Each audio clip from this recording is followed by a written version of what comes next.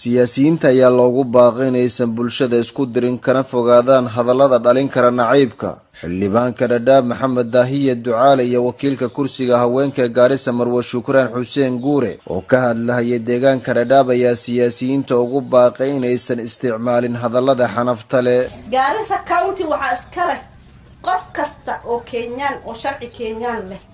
Gaarisa asaga iska leh haduu ogeen hadda u sheegayna. Garis nin kasta oo Kenyaati oo ku nool ayaa iskala oo Kenyaan ah. Qofka hadda kursiga ku fadhiya governagan Garis wax kale male xor buu u yahay inuu u taagnaado haddana wuu soo galay. Garis waan wada leena qof iskale male. Soomaaliya oo dhan baa iskale. Dadka ku nool oo dhan oo ajnabiga iskale.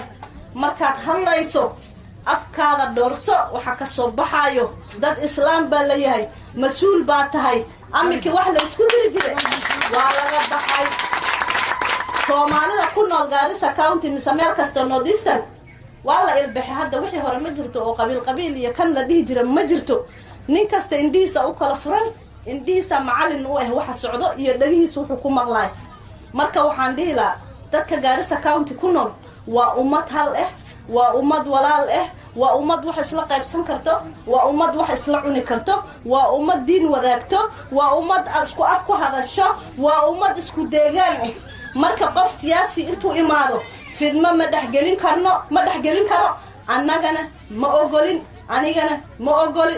Gaaris waa meel nabadgelyo nin kastan xaq buu leeyahay meeshuu rabo inuu ku noolaado wuxuu rabo inuu ka shaqeysto laakiin waxaan codsanaynaa waxaa dareenkanaga anaga nin siyaasi waxaan dareemayaa culays la abuurayo nacayb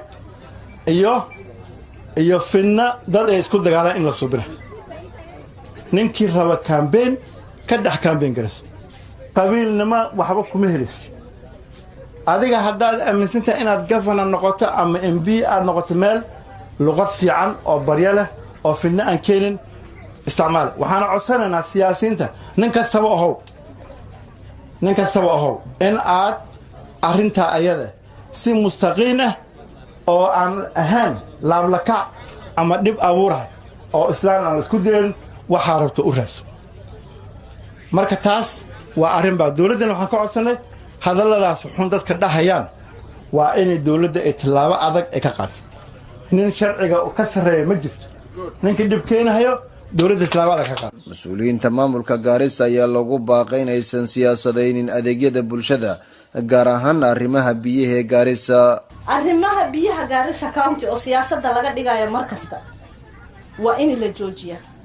Shicibka laguma qamaari karo qamaar way waxa socdo laguma qamaari karo shicibka ku nool Gaarisa Township biyo la'aan haday jirto office baa jira ay tagayaan ay soo report gareynayaan ay u sheegayaan biyo la'aan inay haysato hadii biil lagu leeyahay biilka ay bixinayaan hadii dib kala jirane office lagu report gareeyaa jirta laakiin dadka siyaasiga oo biyaha dadka shicibka cabay nolosha bini'aadinka waa biyo oo biyaha ka dhigayo inuu wax kasta uu dadkii foodi isku geliyo mise shicibka la isku diro mise siyaasad laga dhigo dadka siyaasiga oo Gaarisa County waxa ugu baaqaya arrinta biyaha Gaarisa County banaanka halaga maro loo daayo dadka u xil saaran biyaha waa devolved water waa devolved gare waxay hoos imaata county government-ka dawladda nadiifada biyaha wax ka qaban karin dad baa faranaya dadka faranayo waa annaga oo kaleeto ani county aliga soo doortay